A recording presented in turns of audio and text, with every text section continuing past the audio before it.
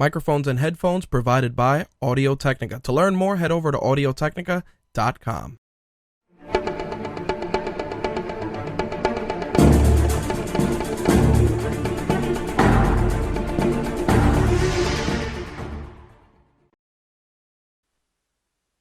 The views expressed on this episode of My Take Radio do not reflect the views, thoughts, or feelings of the My Take Radio staff, My Take Radio advertisers, or My Take Radio content partners. Listener and viewer discretion is advised.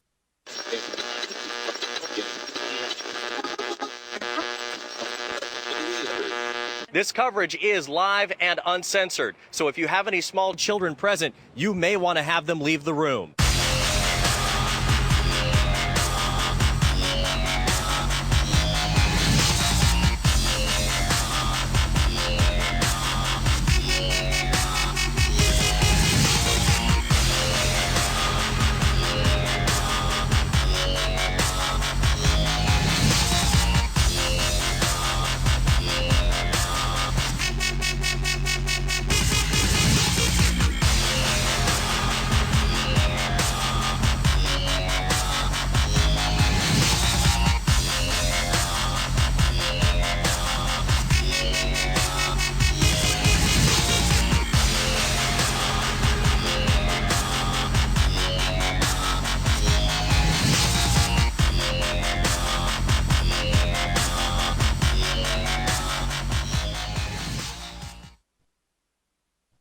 What's up, guys? My Take Radio episode 284, presented by RageWorks. Our caller number, as always, 347-324-3541. Again, that caller number, 347-324-3541.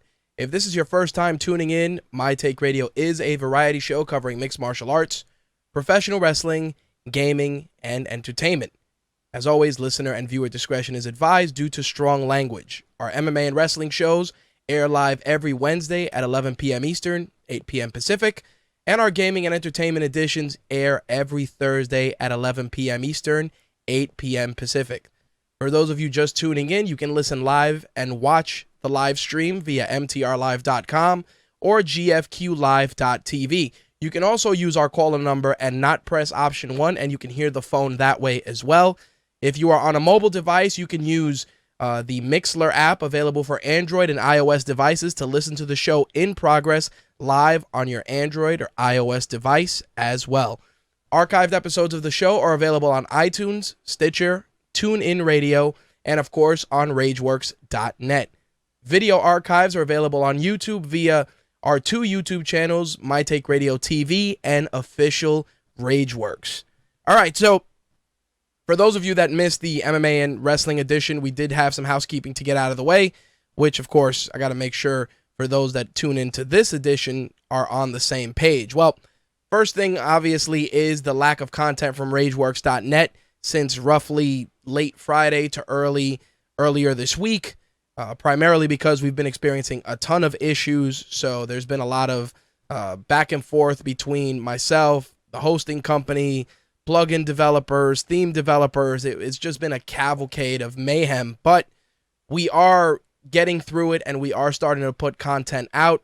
I got a couple of reviews heading your way for a couple of products. Our latest contest is up if you want to win the Flintstones and WWE DVD Blu-ray combo pack. You can check out the contest on RageWorks.net. We also pinned it on our Facebook fan page. The rules are very simple. Take the quiz, let us know what superstar you get along with the contest hashtag, include it in the Facebook post, and we will pick one winner randomly this Sunday after WrestleMania. So if you're interested in participating and are a wrestling fan or you want to pick it up for your kids, feel free to check out the contest on RageWorks.net. It is in effect until after WrestleMania this Sunday / early Monday morning. And we will announce the winner on Monday. And, of course, the DVD Blu-ray will be sent out to the winner. So, figure we get that out of the way. With regards to the beta testing for the forum, as I mentioned last week, the one application that we were going to use did not work as well as we had hoped. So, we are going back to the drawing board. For those that suggested trying out a Facebook group, I'm really just trying to move away from relying on ancillary services to deliver our content. Don't get me wrong, Facebook, Twitter, Google+, Pinterest, Instagram, all great tools, all great ways for us to get our message out there. But at the end of the day, what matters most is what's on rageworks.net first and foremost. Everything else is just a vehicle to interact with you guys. So I'd rather build the site and make it better for you guys to interact with us and interact with the content than continue to leverage all these other platforms. Now, don't get me wrong. We are going to continue, obviously, using social media since it is a great way to engage with all of our listeners and readers. Of course, that will never change, but we do want to reinforce and build the brand that is RageWorks, and that requires a lot of work and a lot of investment into rageworks.net versus putting all our eggs in the proverbial social media basket. So for those of you that are curious about that progress, that is where we're at. Also, I mentioned yesterday that we are revisiting Patreon. We're going to definitely be a little bit more aggressive with it. I think I have an approach and a strategy that's going to work, and we're going to focus more on building milestones with being the primary focus and not so much focusing our energies on the rewards. Don't get me wrong. There's always going to be rewards, on-air thank yous, post-show credits, whatever the case may be. That will always exist, but I do feel that milestones are the name of the game, especially for those of you that have been with us since day one. There are certain things I know many of you have asked for and would like to see, daily shows, other content, etc. And I think that's where we're going to go with Patreon. While I'm on the subject of shows, the last week's MMA and wrestling show, as well as the gaming and entertainment show, saw an incredible amount of download numbers. So I definitely want to thank all the new listeners that have come on board. We are looking at another record-breaking month of downloads for My Take Radio, and I'm very grateful for those of you that have joined us on this crazy ride. Of course, checking out all our other shows, Black is the New Black, The Buried Show, MTR in 60, plus our interview series, MTR Beyond the Mic and MTR Behind the Mic.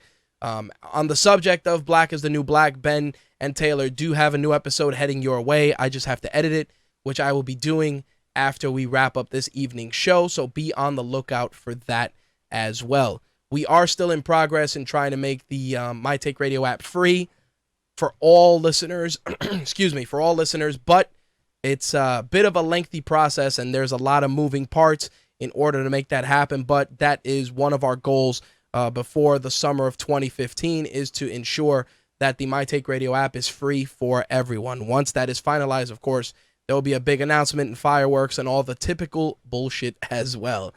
All right, so on deck tonight, we got a lot of gaming news. We're going to talk about some new updates for Xbox One and PlayStation 4. I do want to discuss YouTube's possible entry into game streaming to compete against Twitch, which actually suffered an attack earlier this week that forced everybody to change all their passwords. So definitely very interesting news out of the Google camp. I also want to get into some of the entertainment news of the week, especially the latest round of casting rumors, including the possibility of seeing Captain Marvel in Avengers Age of Ultron. How true is that? That remains to be seen. That and, of course, so much more. As always, if you want to participate, 347-324-3541 is the number to call. Otherwise, you can participate via mtrlive.com or gfqlive.tv. That has a chat room on the page, and you guys can participate that way. I do try to interact with the chat throughout the show as well. All right, so with that said, let's get this ball rolling and jump into the week's gaming news because there's lots to cover.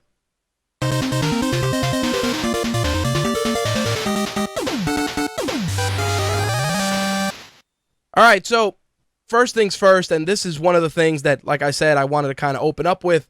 So for those of you that are Twitch users, especially those of you that are seasoned Twitch users, I am definitely a novice in the Twitch department for a couple of reasons. Number one, of course, being just the lack of time that allows me to stream like I used to do in the old days, but we're going to try and do more stuff on the RageWorks streaming side of things now that we got some new hardware to facilitate that. It should be something that is easier to do, so be on the lookout for that. But with Twitch's latest incident, obviously many people were forced to change their passwords. I mean, this seems to be the trend on a lot of major services, from Facebook to Twitter. Twitch is the newest one to fall victim to that. And The thing about it is it's not that big of a deal, but we're starting to see that becoming a trend. So if you are a Twitch user, do yourself a favor, go on there real quick, change your password, just because things can go south very, very quickly. Which leads me into what's been happening on the YouTube side of things, as YouTube originally was supposed to acquire Twitch and they did not, but it looks like they will be putting out their own service to compete with Twitch, which leads me to something very interesting, and that is the fact that Google and YouTube are continuing to find ways to harness every facet of entertainment, from tablets to set-top boxes to the Chromecast. Now we're getting into video game streaming. Of course, on YouTube now we can do live streaming via YouTube Live or Google Hangouts on Air, which we're going to be testing in the coming weeks. But jumping into the game streaming category is actually a very, very big deal, because those of you that obviously follow social media and are very well versed on just internet in general will know that Google is the #1 search engine in the world, with YouTube considered #2. Now, with that said, by them acquiring or launching a game streaming platform, you are now effectively delivering, a three-way media machine. The way I see it right now, you have search, you have video, and then you're going to capture streaming and every aspect associated with that, which of course many people are going to jump on for the sake of getting Google Juice, which again, many people don't understand the logistics in things like Google Plus and using all this stuff. But at the end of the day, if you have your brands or your blogs or whatever medium you choose leveraged across all these platforms, Google is always going to gravitate towards giving you results from its services before it leads you to others. And that's pretty much the name of the game. I'm curious to see what kind of an offering they're going to have, what the streaming is going to be, what the resolution is going to be. The fact is that, and this is something that has been happening with Twitch. Twitch is starting to become so mainstream now that it's not just leading everybody to stream their games, but it's also leading to a huge, huge demand for independent content. And of course, if you're Google and YouTube, that is a big no-no. If anybody wants to harness brand new content, original content to feed the masses, it's got to come from YouTube. I mean, Netflix and Hulu and Amazon are all doing that on a larger scale, but when it comes to smaller scale production and getting your voice heard, you know that Google is not going to let anybody else play in their sandbox. Now, like I said, for us, like anything else, it's like any other service. We definitely want to check it out. We're hearing 1080p, native streaming, unlimited time, live editing, in-game chat, all the fun bells and whistles that many of us have seen with Twitch, but of course with a bit of that Google flavor in there for good measure. But as of right now, it is only something that is in the works. There's no launch date as of yet, but I'm sure that before 2015 closes, we may see that, especially when you can actually integrate it natively into PlayStation 4 and Xbox One. I mean, you can do that already, but it seems that Microsoft and Google have gotten very, very close over the last couple of months, especially with a lot of the Android stuff. So I wouldn't be surprised if Google launches or makes that option available to Xbox One and Windows owners. So again, be on the lookout for that. We're going to be monitoring that story very, very closely. And of course, once we hear something, we will share it with you guys. Now, fresh off the heels of yesterday's wrestling show, I did want to say that WWE 2K15 has outsold WWE 2K14 by a very, very heavy margin, which is good news, but it's also not surprising considering that we were making the jump into the next-gen console era with this game. But the funny thing was that WWE 2K14 did not sell as much as WWE 2K13.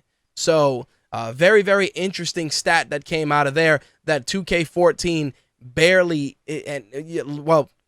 actually lagged behind sales versus 2K13. Now, there is a rumor that we will be seeing an announcement regarding WWE 2K16 at E3 in June. Don't quote me on it as of right now. That's a rumor, so take that with a grain of salt. But again, here's the thing. WWE 2K13 was an incredible game, And many people felt, myself included, that WWE 2K14 kind of regressed in terms of just features and options and benefits and all this really, really cool shit. Now, WWE 2K15, like I said, I gave it a pass in certain areas because it was the first jump into, next-gen gaming with the Xbox One and PlayStation 4. But I will say this, the 2K16 version of the game definitely will not get a pass if it's lacking in any areas or if it removes any game modes that are fan favorites. That's one of the things that really bummed a lot of people out. Overall, 2K15 was a solid game. You can check out our review on rageworks.net. Myself as well as Jay Santee both reviewed the game, and we each have differing opinions, but again, at the end of the day, it comes down to what makes you guys comfortable. But if you're on the fence about it, it's definitely been going down in price. So check out the review on rageworks.net if you want to pick that up.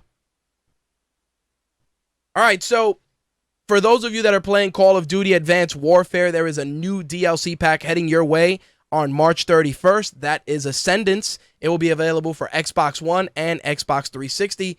New multiplayer maps, the Energy Light Machine Gun Shotgun Hybrid, the OHM Werewolf Custom Variant. You're getting the new Evo Grapple ability, and also you're going to get a new set of map packs, including Perplex, Site 244, Climate, Chop Shop. Those are going to be the maps accessible. So if you still own that game, or if the game is collecting dust in a corner and you want to jump into some brand new maps, March 31st is your target date, as that DLC will be available for both Xbox One and Xbox 360.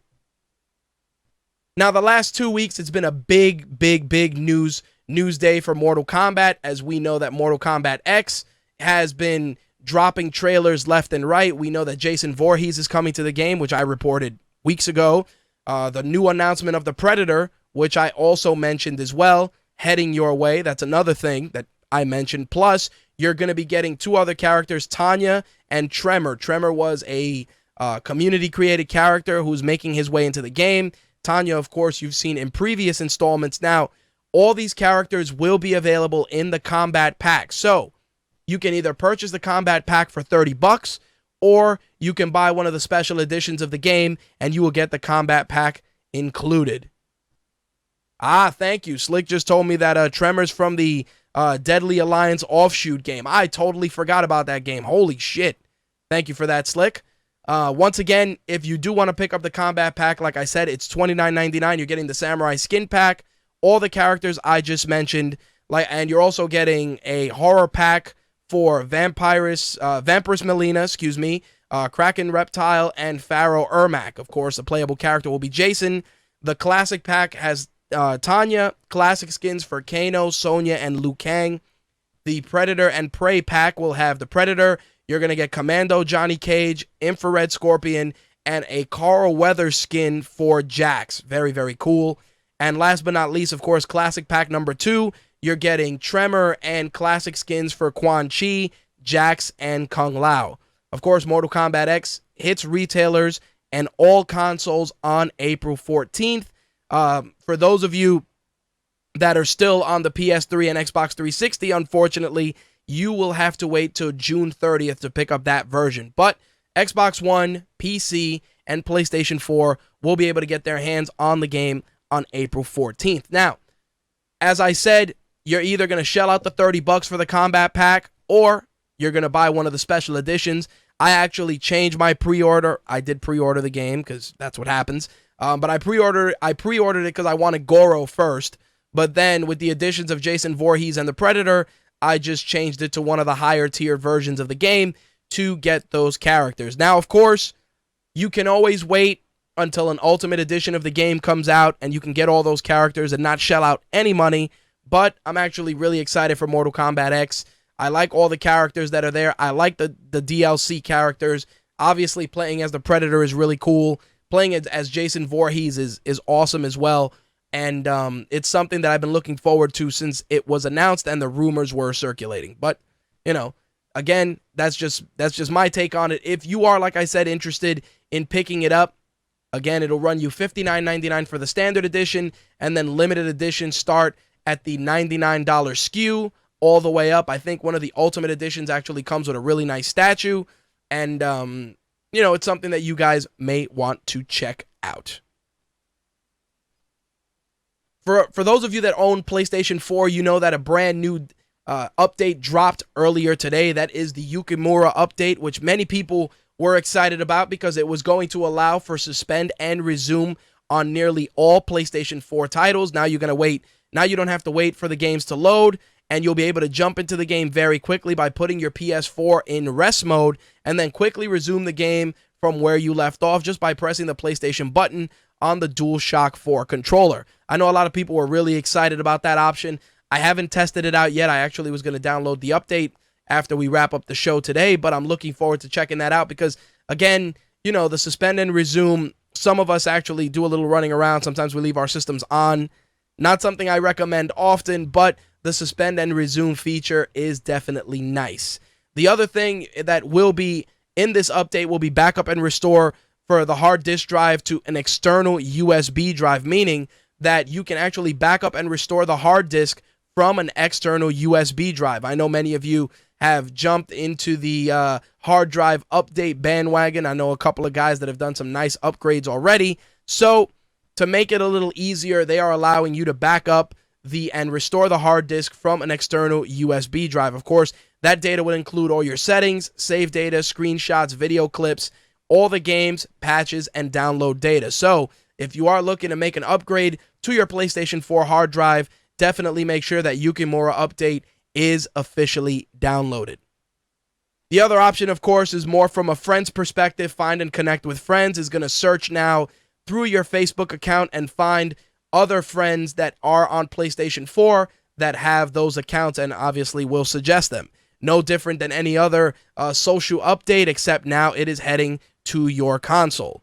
The thing that gets me with this is that while I understand obviously that it's social and it's a good suggestion, it's a good suggestion to see which of your Facebook friends have the PlayStation 4 and which don't. But let's be realistic. If you actually talk to the fucking people on your friends list, you kind of are going to know that they do have a PlayStation 4. It's no easier than that. But the same thing also is being released on the Xbox One. So of course, this is a very, very big social push for both systems. The other thing that is going to be on the Yukimura update will be the earned trophies and trophy list enhancements. So you'll be able, of course, to share all your usual trophy stuff either via Facebook, Twitter, or via message by pressing the share button. So if you want to share that platinum trophy with everybody on your friends list or to the general public on Twitter, you'll be able to do that with the share button. Of course, last but not least, they're adding improved and expanded accessibility options. You're going to be able to customize the entire user experience. You're going to have the 60 frames per second update for both remote play and share play, and automatic installation of system software updates, meaning you don't have to wait to turn your system on and initialize the update and sit there staring at your screen for 20 minutes. If the updates are important and your PlayStation 4 console is in rest mode, it will download and install those updates automatically. The other enhancement that was added was the sub-account upgrade. That means that players 18 years of age or older with sub-accounts will be able to upgrade to a master account directly on the PlayStation 4 system, removing the restrictions on chat and enabling users to add funds to their wallet, as well as purchase content and all the other features. The other one that gets me, and this I already saw a lot of the gaming journalists clamoring for this particular feature. This feature is verified accounts, meaning that your account will be verified if you are considered a game industry professional, and this includes developers, producers, designers, and community managers. They will get a badge that will make their account verified. Nowhere on that list does it say WordPress blog owner or Tumblr blog owner or guy that shares video game screenshots on Instagram or YouTube, quasi-YouTube celebrities. None of that. Again, verified accounts, game industry professionals. That means developers, producers, designers, and community managers. Not the guy that owns PlayStationScreenshots.com. Not that guy. So if you're one of the many that are part of the gaming journalism community and are jumping on social media to ask for a verified badge, you are fucking stupid. That's not what it's for. Same thing with the people on Facebook who get verified Facebook accounts.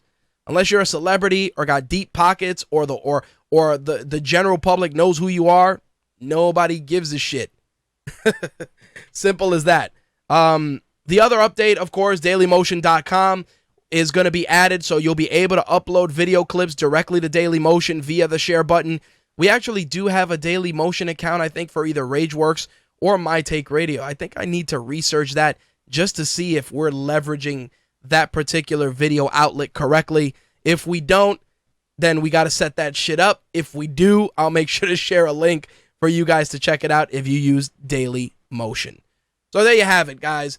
Nice set of updates for the PlayStation 4. On the Xbox One, if you're part of the preview program, they actually added a couple of features. I'm actually part of the preview program. I rarely test out any of the features, but they actually got some good ones this time, including voice messages, which was obviously one of the #1 requests that everybody requested. So that will be added. It is currently in the preview update, so if you are one of the many that have access to it, you'll be able to check that out.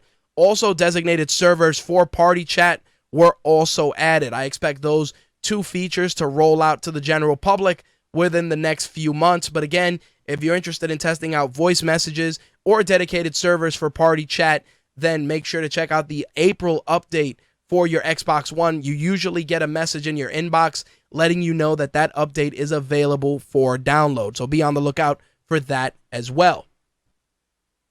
While we are on the subject of Xbox, I definitely got to tell you guys about the brand new set of games hitting Xbox Live Gold subscribers. You're going to get Child of Light and Pool Nation Effects for free in April. You're also getting, from April 1st to the 15th, you're getting Gears of War Judgment and Terraria, which is going to be free on Xbox 360.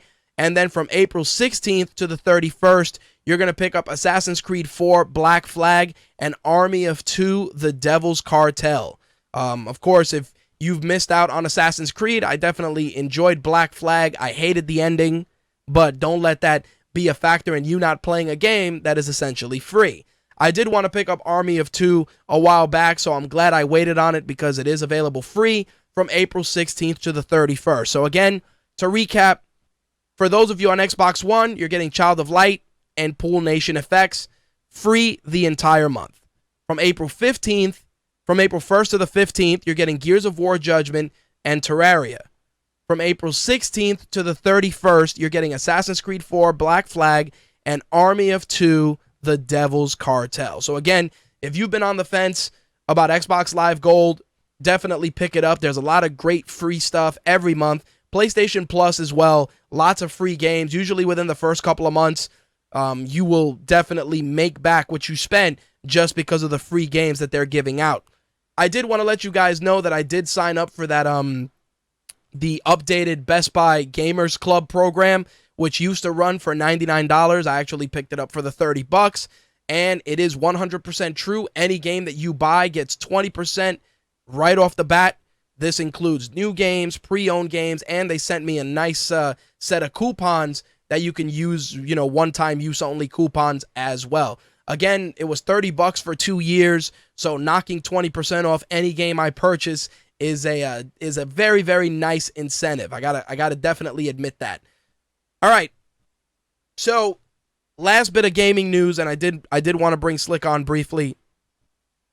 Last bit of gaming news is we talked about in February that The Legend of Zelda was going to be getting a TV series, a series on Netflix. Well, the Wall Street Journal reported the story. Everybody was in a tizzy about it.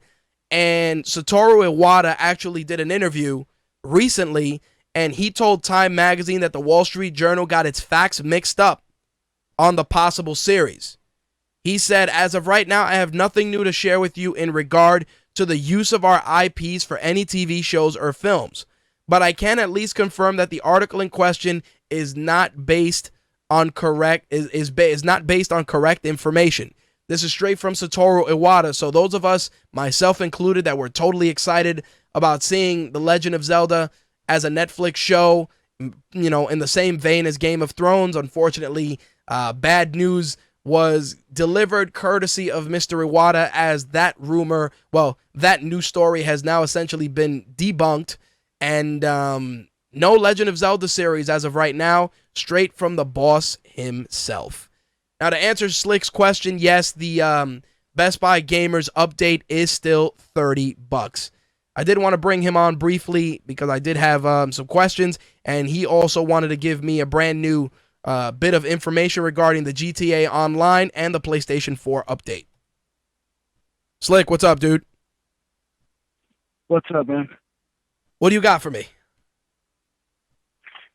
Well, you pretty much covered the PS4 update, which I like to call the stalker update, with all those the changes with finding friends on Facebook. I'm like you said. Go ahead. If you're gonna add those people, you kind of added them already. Yeah, pretty much. It's a little creepy. I do see where that is, but I also feel that we are evolving as a culture towards a more quote unquote social experience. And this is no different than anything else. So I understand where they're going, and I understand the necessity for that, but like I said, and how you just reinforced, if you don't let your friends know that you got the system already, you know, then they're not really your friends at that point. Unless they're not like your quote unquote gamer friends. That's anyway. it. Or it's those fucking guys whose Facebook accounts are way too political, or way too left leaning, or right leaning, or too religious, or they share too many motivational messages, and you gotta hide them. Then you forget about those guys. I like to call that aspect of my Facebook account the Phantom Zone. I got a couple of people that I had to banish there for that reason. Just sharing, like, again, I'm not a person that goes on social media and tells you what you should or shouldn't put on social media. I don't care. I also don't like to be the person that writes veiled updates like, oh, people shouldn't write about their relationships on Facebook. It's like, no, I don't give a shit that you walked in and you caught your girl with 3 guys. Sucks for you. Move along. You know, like that's just how it is. So rather than unfriend them or try and get on a fucking soapbox to tell somebody how you should or shouldn't use social media, I just put you in the Phantom Zone. And don't get me wrong, I check in on you from time to time to see if, you know, you haven't been killed by any monsters in the Phantom Zone, but otherwise, that's where you go.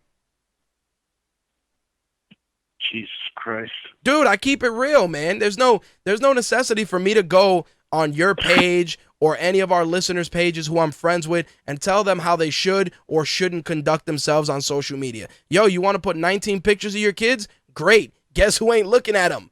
This guy. Because I banished your ass to the Phantom Zone until your kid grows out of the cute phase and grows into the, oh my God, I want to put this kid in a wood chipper phase. That's it. Just depending on how patient you are, could be very soon. Yeah, it depends, man, but that's how it goes. So, you know, that update is going to be good for, I think, gamers that are younger, that, you know, their friends, that, hey, I just got a PlayStation, and maybe they don't have access to Facebook, or maybe their parents got that Facebook on lockdown.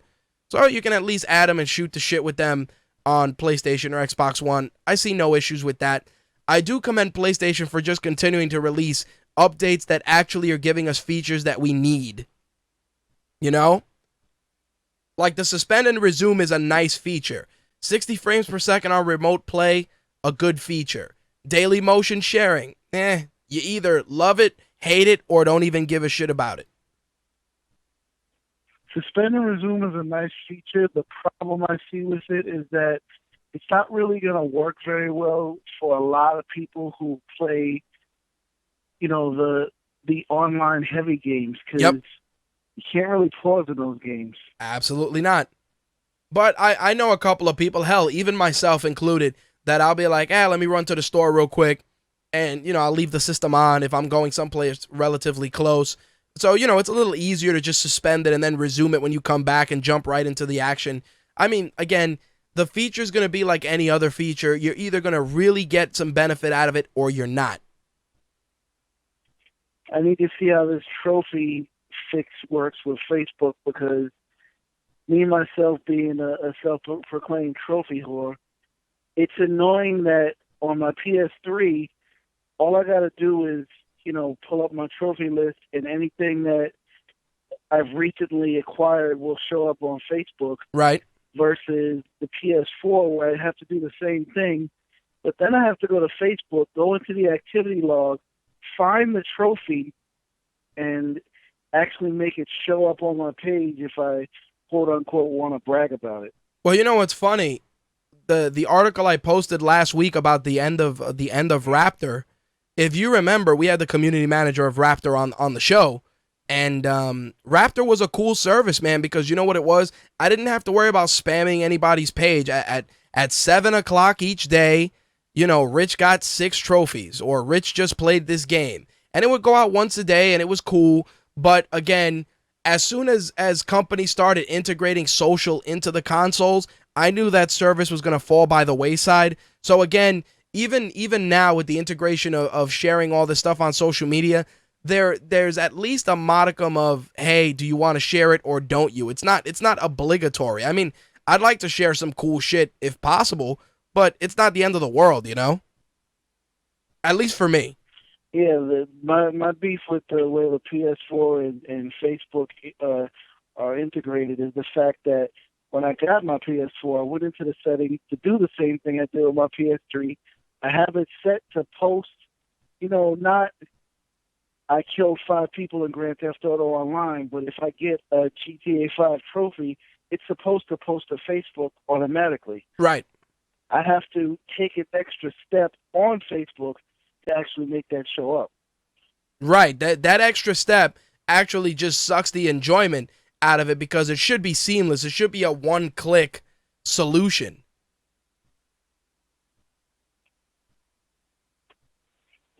But it is what it is.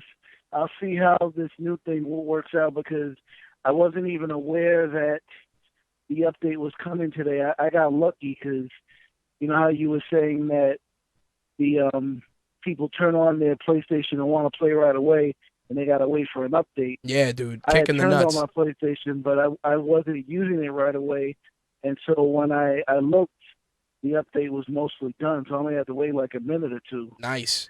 But one thing that you mentioned, and I'm seeing it because I'm looking at the PlayStation blog right now, that thing where you can have updates automatically go if you leave it at rest mode. That's been the case since the system first came out. So I don't know what the hell they're talking about. Yeah, I mean, I figured that was because I've seen sometimes when the light is glowing, like an update is coming through. But the fact that they made like this big deal about it, maybe they made it that the update doesn't take 1,000 fucking years when you do it. I mean, on the PlayStation 3, forget it. The PlayStation 3, you turn it on, and it's like, oh, you wanted to log in? No, not today. That's what you get. No, but the PlayStation 3 does it too. I mean, you have to set it that way. Right, but the PlayStation 3 does it as well. As long as it doesn't even have like a rest mode. I mean, as long as you don't flick that button off in the back, as long as the red light is on and it's connected to the internet, if an update comes out, it downloads it right away. Right, but you know what's funny? It happens for the system updates, but if you want to watch like the WWE Network and there's an update for that app, it's like you can't even say, yeah, let me just watch the app now and I'll update it later. Nope. True. I mean, like, I don't know. The update should be across the board. You get what I'm saying? Even for games and apps, it downloads it downloads the updates for me automatically. For apps too, huh? I'm gonna have to check that out, because that happened to me a couple of days ago. I wanted to watch NXT. I turn on, because sometimes I'll watch it on the Xbox or I'll watch it on the PS4. Or sometimes I'll just be like, let me turn on the PS3. Because what I'll do is I'll go and I'll pop into the PlayStation store and download whatever freebies are there. And it'll be like, oh, the app has an update. Can't do shit. Update it first. So I'm going to check that to see, because the system updates I get. And usually I'll turn it on. And it'll be like, your system's now updating. Press the PS button to proceed, etc., etc. You know the deal. But for apps, it's always been unless there's an independent setting for apps. But I don't think so. But I'll check. I'm checking as well as I'm talking to you because I don't want to say something and have people thinking it's one way and it's not. Right. Because, I got all these updates today. There was an update for the PS4. There was an update on both versions, let's say old and new versions of Grand Theft Auto 5. Right. There was an update today which I'm not quite sure what that was supposed to have fixed because it's better than it has been, but there's still plenty of glitches. The Christmas trees that I've reported, they seem to have gone away, but that part of that is the fact that Rockstar tells you how to clear the game cache, which is a whole other story. It's an annoying process. Right. Because you got to make sure you do it at the right time. Gotcha. So with the update for GTA Online, what else came out of it? Because I saw that you had left that note in there for me. That's the thing. I was trying to find like a note about it from Rockstar, and I can't really find it because they're talking about an update from like what do you call it? Like 2 weeks ago, and I don't see anything for the one that came out today. Right, which was, I think, the last email I had sent you for that last update, because usually they send us an email like, hey, by the way, tell everybody we got a new update. And it's like, okay, great. Thanks.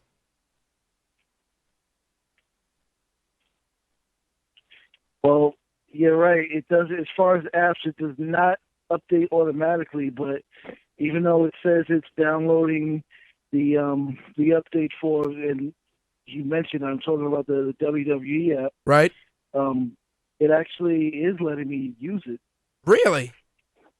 Dude, I was locked out of that. Locked out of that shit. John Cena special on right now. I was locked out of that shit. I don't know why, unless it was just being temperamental. But it was like, nope, can't do it. It was like a major update. That could be the case because when I saw, what the hell, the last shitty pay-per-view they did, that like the stream and the app were just running like shit.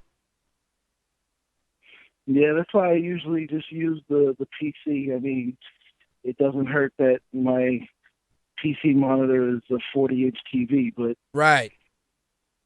But that's the thing. Everybody, and you know what's funny? Like a lot of people that are running the WWE app on Roku or Apple TV, they're like, "Yo, I plug it in, I'm ready to rock and roll. I got no slowdown, I got no glitches." And I'm like, "Yeah, I get that, but I don't need another redundant device."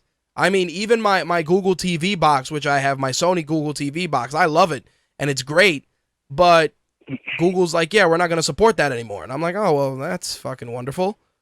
And on top of that, yeah, dude, it's like it's a beautiful piece of hardware. It has one of the best keyboards in the game. It has a little remote. The remote is about a little smaller than my phone, and it has the touchpad on the front, and then on the back it has a full QWERTY keyboard. It's fantastic. I could use Netflix and surf the web, whatever. Runs perfect. And then they're like, "Oh yeah, Google TV, yeah, fuck that. We're not doing shit with it ever again." I'm like, "Oh, thanks, guys. It's great." I think now it's the Nexus box, and the Chromecast, of course. But the only reason I don't like the Chromecast is because I don't think you can surf the web through that. Like you could fling it from your phone. I know that, but I don't want to fucking do that shit. It's like I'm watching TV. I'm not using my phone to play with the shit. It's not what I want. It is what it is, man. I think the latest update is just trying to stop some of the like money exploits and stuff. Ah, okay. I was gonna say that I'm. Go ahead. The hacks are going a little bit crazy because even now, like I said on an earlier show, like the story mode of Grand Theft Auto 5 does feature both male and female nudity. Right. But the online has people covered up. Some guy, like I was looking through the notes in Rockstar's report today for a different issue, and some guy was trying to report a hacker because the guy walked up to him, and you can tell when it's an NPC and when it's a person because their name will be above them. Right. The guy walks to him butt ass naked, and he tells the guy that walks up to him naked that he's reported him. So the guy starts literally throwing like hundreds of thousands of dollars at him, which again is another hack. And the kid recorded all this, and I'm like, what the hell? This is on the PS4 too, and it was like, supposedly that's the better version, which actually it is, but Right. I don't understand how these hackers keep finding all these loopholes, and it's like, dude, that they're getting how are you smarter and doing this smarter. with a fucking controller. With a controller, though, as I could see if you had a keyboard, someplace where you could find backdoors, but they're doing this shit with a controller. The hacks are Even getting if you more and have more. a keyboard, because you can connect the keyboard to the console, but Right. where are you entering this information? The hacks are getting more and more sophisticated, man. Kids are getting smarter. But it's like they fuck up the experience for people who just want to play the game. Oh yeah, of course, dude. But that's how it goes. It's a couple of bad apples spoil the experience for everybody else. It's no different than World of Warcraft, League of Legends. It's the more we start seeing games like this, with really, really strong online characteristics, we're gonna see a lot more of that. Don't get me wrong, nobody's doing it on DC Universe Online because nobody gives a fuck about that game except like me and like 10 people, but still, you get the idea. It's funny because Dark Helmet says fix the heist, and the thing is, it goes back to what you had mentioned, and I had a lengthy discussion with somebody on this. Right.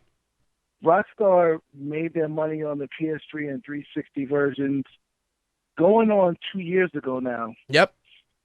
It's people, and I hate to say this in a critical way, but it's just the truth.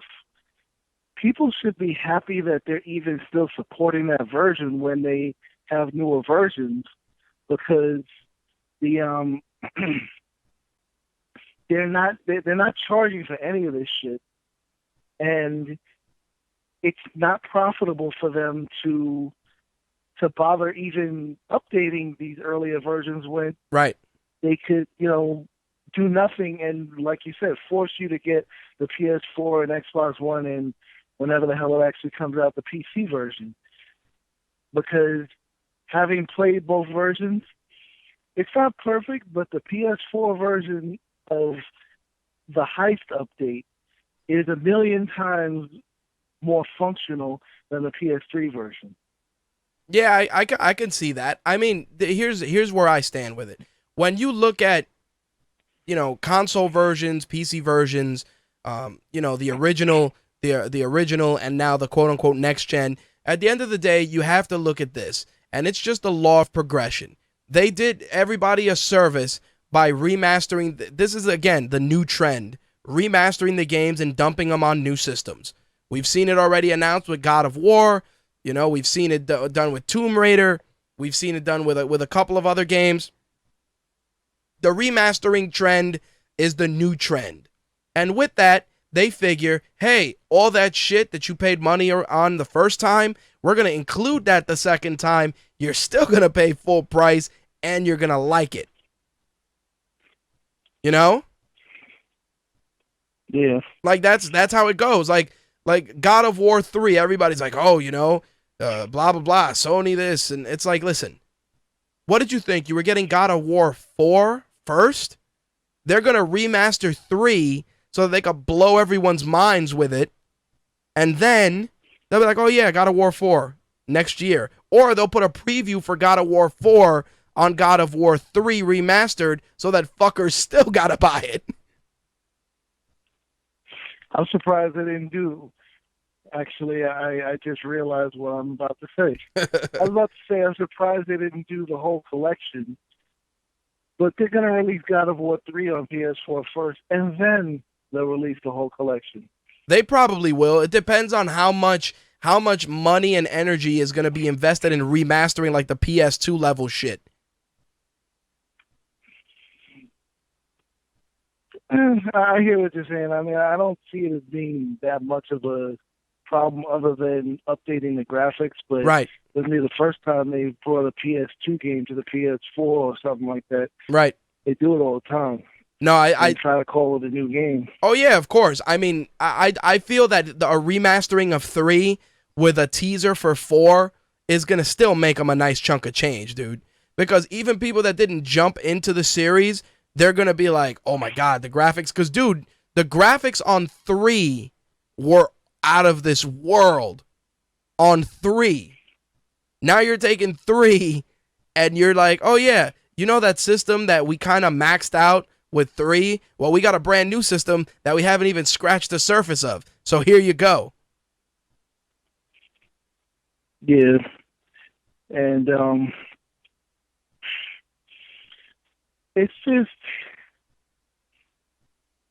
what was I gonna say? Sorry, I was jumping into a totally different subject for a second.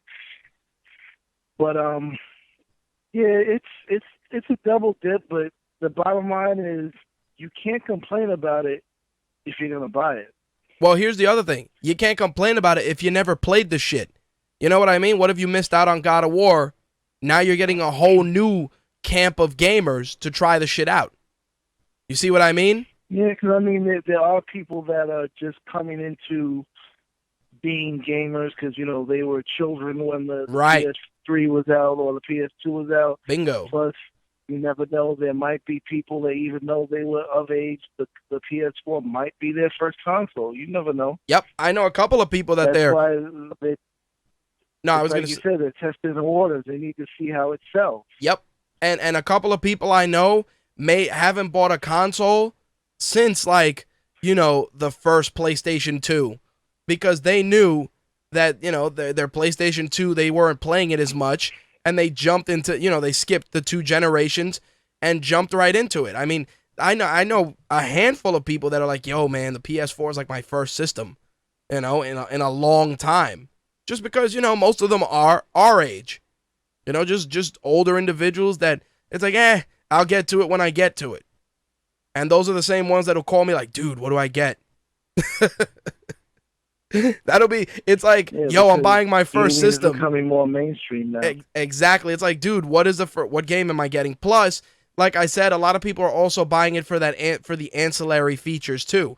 Like a lot of guys I know, it's like, I was going to buy a Blu-ray player, but I figured the system plays Blu-rays anyway, plus I can watch all my shit, you know, so that they're justifying that, you know? Yes.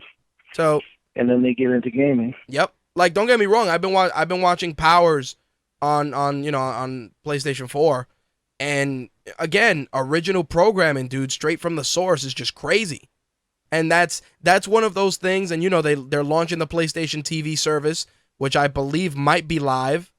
And you know, this is going to be the trend going forward. It's not just going to be popping a disc and play. And you and I have talked about this. We're going beyond that. We're going into pop a disc in and play while split screen you're watching the Sunday football game. Maybe you can say, you know, Xbox order a pizza via the Domino's app. Again, it's going to be the centerpiece of home entertainment. It's just a matter of which camp do you want to go with. True. That's all I'm saying. Anything else you wanted to add, my friend? Yeah, I wanted to mention something regarding the latest Batman Arkham Knight news. Yeah, it got delayed again. And that's the thing. I'm starting to wonder with a lot of these companies that people like myself, you know, really love these companies and stuff because they put out good products. But Right. it seems like they're getting a little bit. This is just a theory that they're getting a little bit shady lately, just to get your money. How so?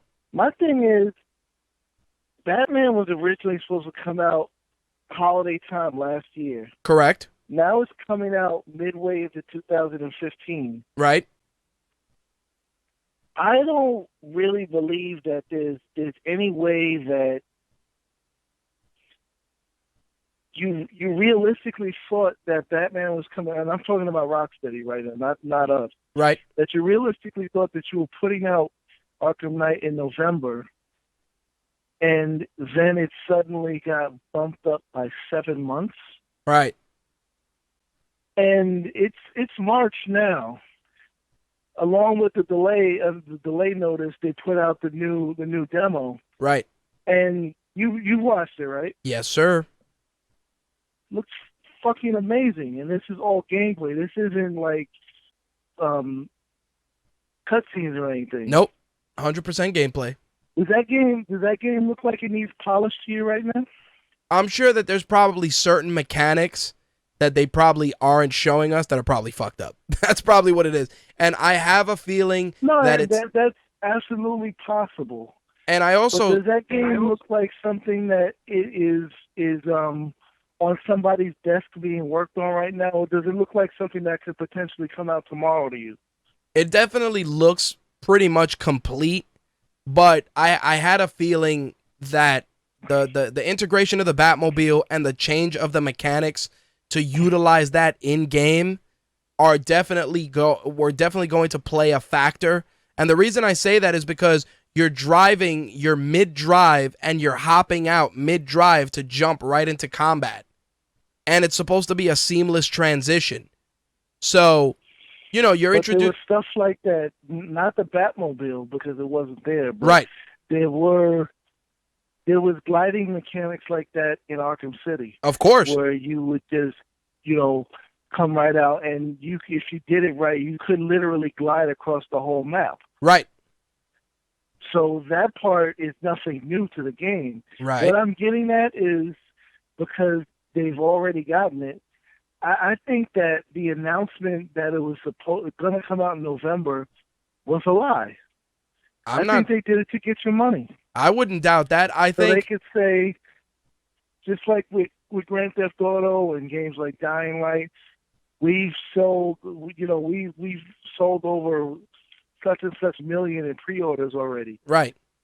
I think it's all about, getting that pre-order money. Absolutely. I mean, I don't dispute that theory in the least, but like anything else, I always look at the bigger picture.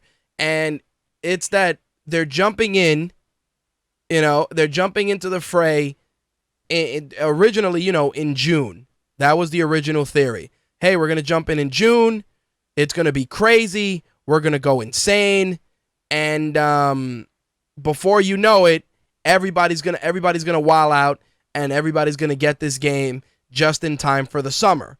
And then you look at it and you realize, do we have a better opportunity of putting the game out in the fall and really maximizing the amount of volume? And that's a question in and of itself. If they're maximizing the volume, then they're going to maximize it the way it's meant to be during the time when the fever pitch is at its highest. And I got to say that's always the fall, But, 3 weeks, that's an acceptable delay. Right, of course. That tells me that you needed to polish the game. Right. 7 months, that tells me that the game was nowhere near done. Hell no. Well, here's the other thing, too. Don't the Batman games usually all come out in the fall? Am I wrong in that assessment? I know the last one came out shortly, like a week or two after a Comic-Con, I think in 2011, I think. Right. Or it could be earlier. But that's not even a big deal, because what'll happen this year is, depending upon who they're in bed with, which right. I think that seems to be Sony right now. Right. They'll release the game in June if they don't delay it again, and then come around Christmas time, there'll be a bundle where it comes with a console. Right. It'll definitely be a bundle with a console. Bump up numbers on both ends.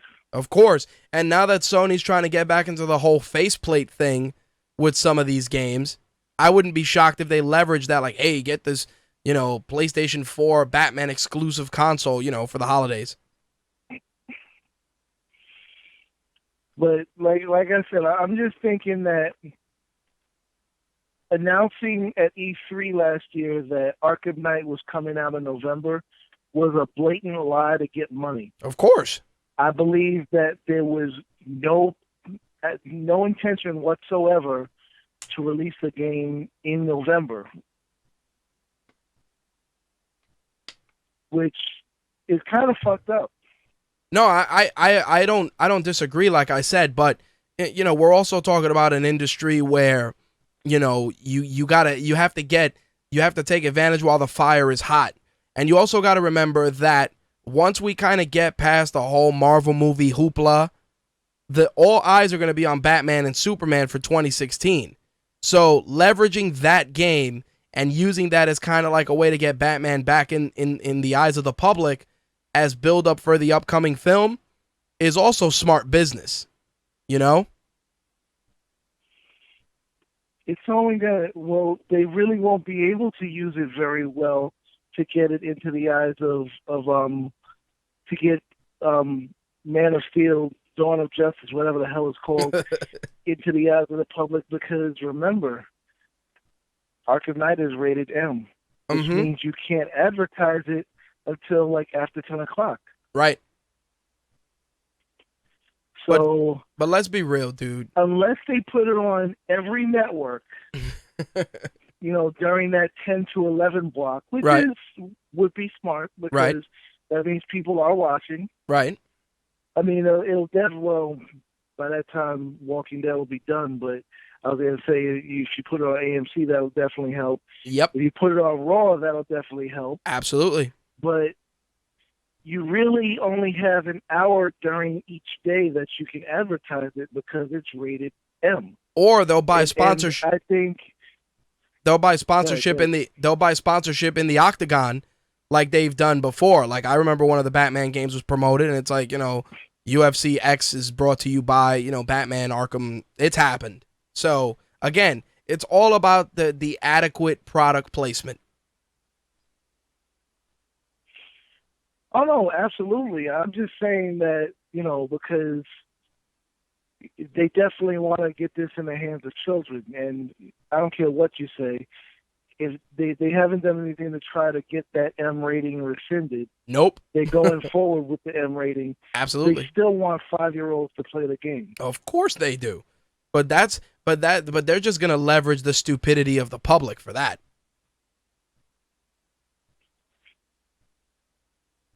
You know that. I'm just glad that, and I'm probably shooting myself in the foot because it'll come out with that this is a game that I don't have to deal with 5-year-olds on because there's no online in it. This is true. This is very, very true. Sometimes I want to play a game by myself. Join the club, my friend. Join the club. We thought that there was no way that Tomb Raider would have online, didn't we? Yeah, and we saw how that went. And it was terrible. So hopefully, even though it's an Xbox exclusive, hopefully the new game doesn't have any. Yeah, well, we'll see what they do. It should be very, very interesting. I will say this to kind of bring it full circle. At the end of the day, I know that, you know, Arkham Knight's going to be a fucking day one purchase for me, whether it's June, November, December, January, February of next year. It's guaranteed. They got my money. Like, I didn't pre-order it because I'm not, you know, it's like I don't need a Batmobile statue and I don't need, you know, X, Y, and Z. But that $60 is guaranteed.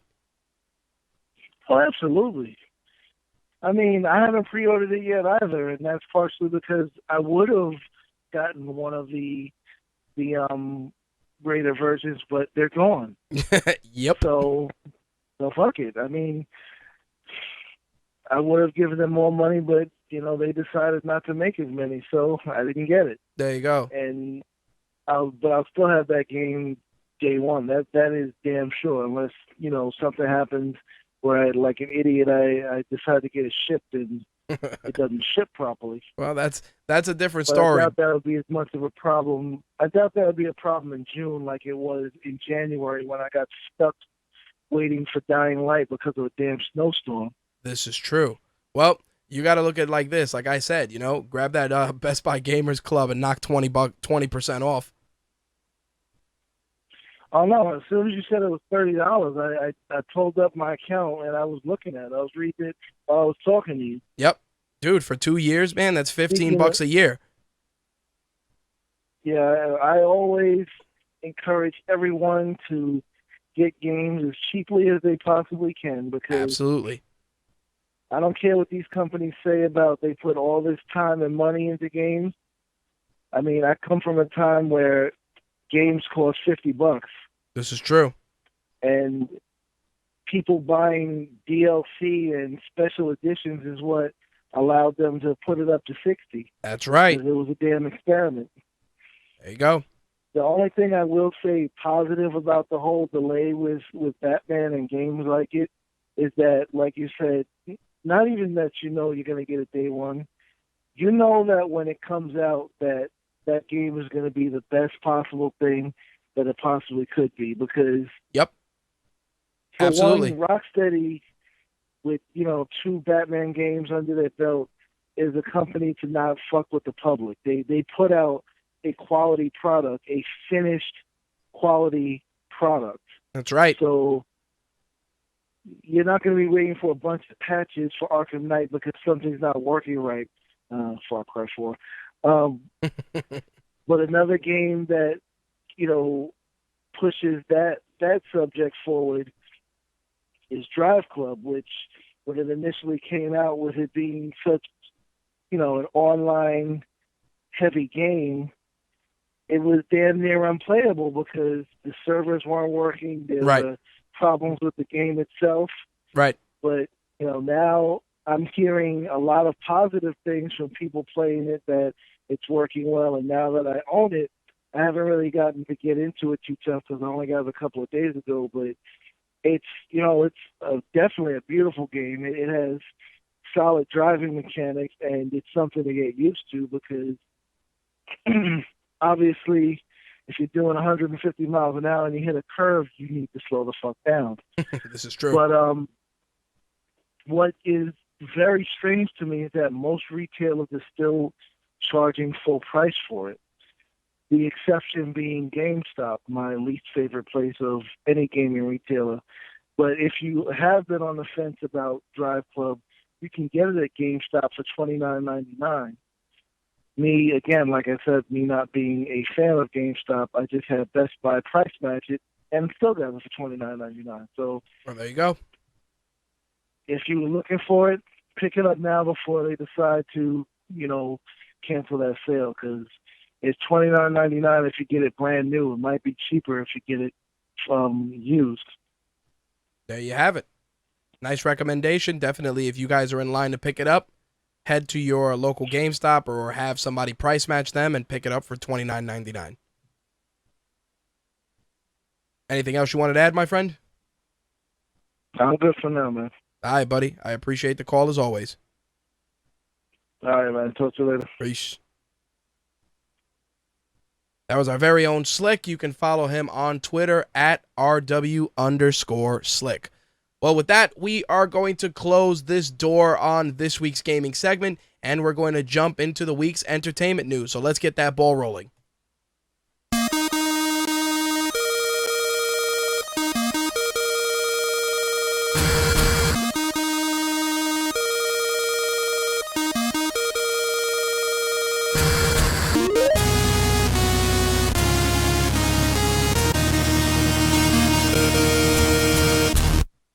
So the internet was in a tizzy earlier this week since Jim Parsons, who many of you may know as Sheldon from The Big Bang Theory, expressed interest in playing the Riddler in a Batman film. Of course, this led to countless discussions, countless debates, and a ton of clickbait articles addressing whether Jim Parsons would make a good Riddler or not. Of course, the last time we saw the Riddler on the big screen, he was being played in an over-the-top fashion by Jim Carrey. Now, Jim Parsons, I mean, I'm not a big fan of The Big Bang Theory, but the couple of episodes I've seen, he definitely looks like he would fit that role. I mean, everybody always says that the Riddler would be better served by an actor like Neil Patrick Harris, but Jim Parsons definitely has great acting range. I've seen him in a couple of different HBO movies and stuff outside of The Big Bang Theory. And again, he definitely has the look and the charisma to pull off the Riddler, but we are stepping into a more, I don't even want to say a darker Batman time, but I think that with this brand new unified DC universe, they're going to try and reestablish most of the heavy hitters in Batman's rogues gallery, of course, with the Joker being front and center, which if you guys have been reading and following the development of Suicide Squad, you know that that is where we're going. But again, I don't see an issue with a guy like Jim Parsons playing the Riddler.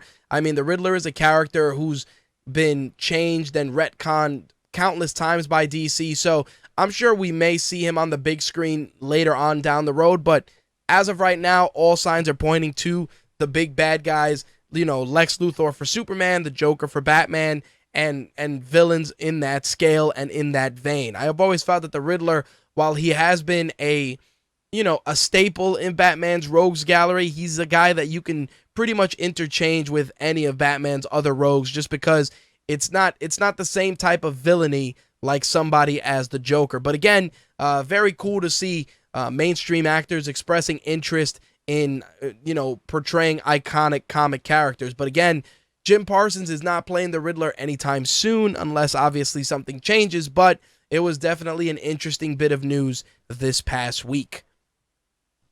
Our New York Daily News here in New York City reported that Teenage Mutant Ninja Turtles 2 has already started filming. It's going to be filming here in New York City and in Buffalo. The sequel is expected to bring the city $70 million, with $63 million of that 70 that will be spent in New York City. Of course, it's going to create jobs and boost New York's economy, whether you love or hate the film. The New York economy getting a boost and getting jobs is always nice. Well, in any event, if you do give a shit, Teenage Mutant Ninja Turtles 2 hits theaters June 3rd, 2016.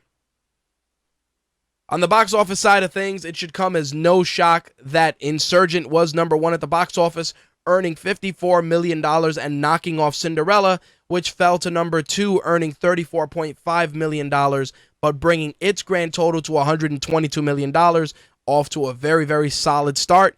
Run All Night was number 3. The Gunman, which we reviewed, you can check that out on Rageworks, came in at number 5, earning $5 million. The Kingsman still holding on in the, the Gunman came in at number 4, earning $5 million, and the Kingsman holding on still in the number 5 slot, $4.6 million, bringing its total to $114.6 million. Do You Believe was number 6. The second best, Exotic Marigold Hotel, was number 7. Focus was number 8, almost earning $50 million, capping out at 49.4 with this past weekend's box office numbers. Chappie was in at number 9, and the SpongeBob SquarePants movie Sponge Out of Water came in at number 10, bringing its grand total thus far to $158.8 million. So there you have it. Of course, this weekend we got Get Hard with Will Ferrell and Kevin Hart hitting theaters, and I believe Home is also hitting theaters with Jim Parsons providing the voice work for that. I'm sure Kevin Hart and Will Ferrell will definitely do well at the box office. Not sure if they're going to dethrone Divergent, but we'll see what happens. Of course, Furious 7 hits theaters April 2nd. We'll be reviewing that, and you'll be able to catch that on RageWorks.net when the film hits theaters next week. In some Marvel movie news, Jennifer Lawrence said in an interview on an MTV interview that X-Men Apocalypse will be her last Marvel film and her last role as Mystique. Of course, she has been playing Mystique since X-Men First Class. She reprised her role in X-Men Days of Future Past. Of course, the final film of the First Class trilogy, which is X-Men Apocalypse, hits theaters May 27th, 2016.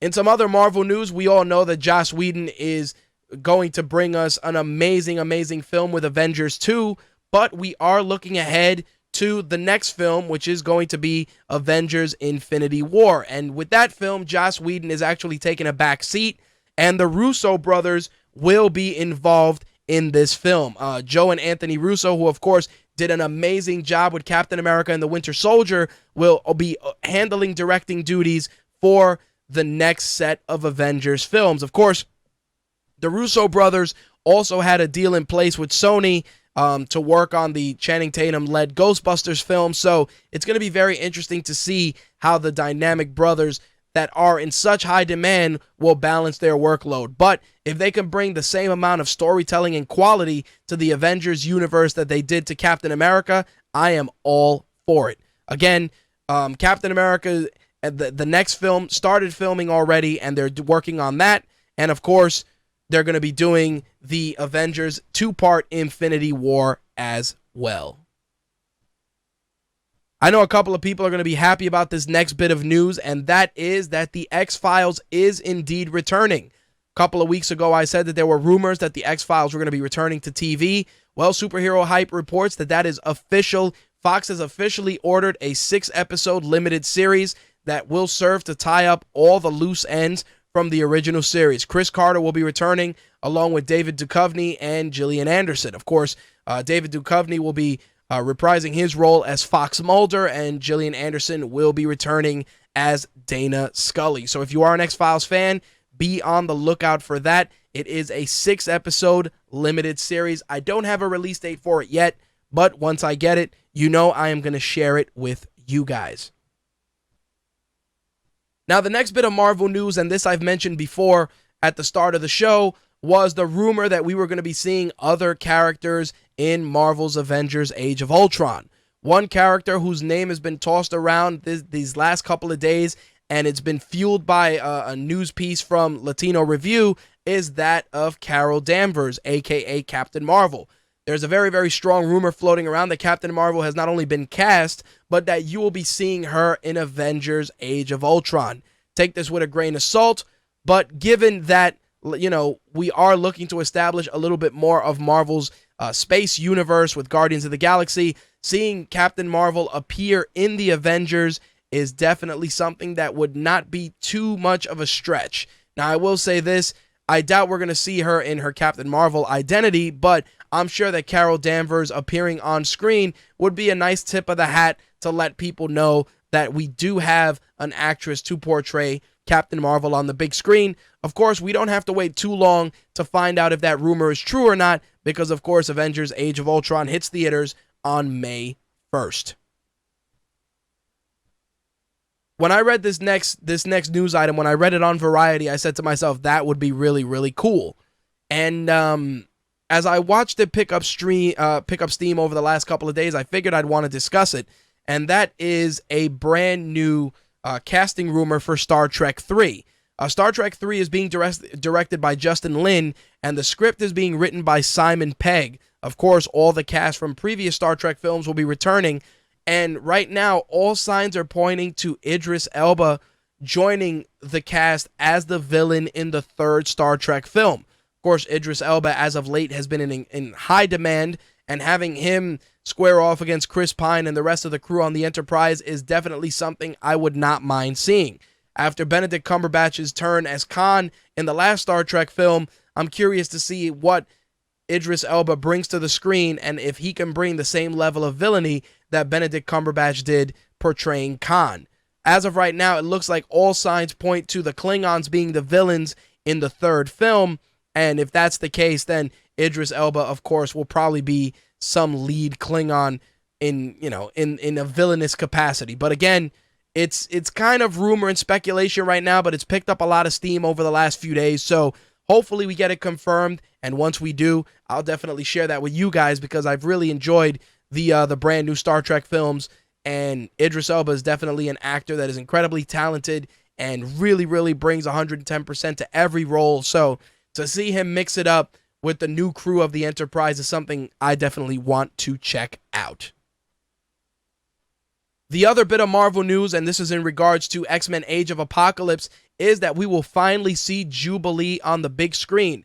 Actress Laura Condor will be portraying Jubilee in X-Men Apocalypse. She is a newcomer to the Hollywood scene, joining the cast of, the Michael Fassbender, James McAvoy, Jennifer Lawrence, Nicholas Hoult, Rose Byrne, Sophie Turner, Evan Peters, Oscar Isaac, who's going to be playing Apocalypse. A really, really great cast. X-Men Apocalypse is shaping up to be a must-see. There's also rumors that we may see Channing Tatum as Gambit in the film as well. Plus, of course, Hugh Jackman as Wolverine. So there's definitely a lot of stuff with regards to X-Men Age of Apocalypse picking up steam. And I saw the actress and I said, yeah, she could pull it off. Of course, many of us comic fans are expecting to see laser light shows, fireworks shows, I should say, and a yellow trench coat. But I think these films, given their more grounded in reality type of feel, I'm sure we're not going to get that crazy. But it's cool to see that Jubilee will be joining the rest of the X-Men on the big screen. I was curious to see what you guys would think about this next news story, as it looks like Sony Pictures has acquired the film rights to Robotech, and they want to bring Robotech to the big screen as their next big franchise. I remember watching Robotech when I was a kid. They used to give it on Channel 9, and I'd sit through it, and I kind of felt that it was a more grown-up version of Voltron, and that was me as a kid. Robotech, of course, has a huge fan following, and to see it be brought to the silver screen with such amazing effects as we've seen in other films, Transformers, Pacific Rim, etc., I think that it would definitely do the series justice. But again, it's all going to boil down to acting and storylines, of course. But seeing Robotech possibly coming to the big screen in our near future definitely warms the heart of this 80s kid. So if you are a fan of Robotech, hopefully we'll have news sooner rather than later. And with that, we are approaching the end of our entertainment segment. I did want to touch a little bit on the brand new model of, digital distribution. Like I said earlier in my conversation with Slick, we have the PlayStation Vue. HBO Now is launching their standalone service. And of course, Amazon has their Prime, Hulu, and of course, Netflix. And I was curious because there's many people that have been talking about cutting the cord. And I wanted to pose this question to you guys to close it out. Either you can answer it in the chat or you can reach out via social media and let me know what you think. But I wanted to know if you guys, with the wealth of services that are available, have entertained cutting the cord. And if you haven't or you're not, what is stopping you from doing so? And if you are, how has the experience been thus far? Feel free to answer in the chat. Drop me a line via social media. And of course, you can email me that at mtrhost@mytakeradio.com. I definitely want to hear from you guys. I want to hear what you think, and I want to discuss that on air next week, because I think that with all these a la carte options popping up and all these companies dipping their toes into the proverbial digital distribution pool, it's going to make keeping a cable subscription very, very interesting. And the reason I say that is because people are going to scale back all their cable channels for the sake of keeping basic and the internet and, try and consume everything else via digital distribution. But I feel, and Slick has said this in conversation as well, that, cable companies are still kind of keeping a grasp on things because the ability for a la carte cable offerings is just not there currently. But like I said, I'm curious to hear what you guys have to say. Dark Helmet said, I've cut the cord in the sense of no cable TV for years, and I don't miss it at all. Very cool, Dark Helmet. Just before I wrap it up, please let me know how you're consuming your content then. Are you, doing on demand? Are you doing, oh, okay. Dark Helmet is going to call in next week and share his thoughts on that. That's very cool of him. Definitely look forward to chopping it up with him next week to discuss that, because I want to know what you guys are doing, what you guys think. And like I said, feel free to reach out via social media at MyTakeRadio, at Rage_Works on Twitter, or via our Facebook fan page as well. All right, so with that, we are going to wrap up this week's show. So let's get out of here, shall we? You've just heard My Take Radio episode 284, which broadcasted live Thursday, March 26, 2015. As always, My Take Radio is presented by RageWorks, the operating gear in the pop culture machine. To find out more and to check out past episodes of My Take Radio, head over to RageWorks.net. Also look for us on iTunes, Stitcher, and TuneIn Radio. If you want to look for video archives, you can find them on both YouTube channels, My Take Radio TV, as well as official RageWorks. If you want the best MTR experience, pick up the official My Take Radio app. It's currently available for $1.99 for iOS, Android, and Windows subscribers. Now, for Windows owners and Windows subscribers, you'll be able to pick that up for $1.99 for both Windows 8 and for your Windows mobile device. For Amazon, for Android, excuse me, you're going to go to the Amazon Android Marketplace. If you have Prime, definitely you're an Amazon user on the regular. It's $1.99 there. And of course, for iOS, you're going to head over to the Apple Store. You get 96K stereo episodes of the show, digital wallpapers. You get access to exclusive audio content before it's released to the general public, and so much more. Again, that is the official My Take Radio app, available for iOS, Android, and Windows. Last but not least, if you want to be a guest on a future episode of My Take Radio, have any questions, concerns, suggestions, drop me a line, mtrhost@mytakeradio.com. On behalf of myself and the rest of the Rageworks and MTR team, thank you guys for tuning in. My Take Radio returns next week at 11 p.m. Eastern, next Wednesday, 8 p.m. Pacific, for our MMA and wrestling segment. And of course, gaming and entertainment Thursdays at 11 p.m. Eastern, 8 p.m. Pacific. Be on the lookout for a brand new episode of Black is the New Black from Ben and Taylor, hitting your RSS and app downloads within the next couple of hours. With that said, I am Rich, and I am out of here. Peace. I'm rich, biatch! That's all, folks.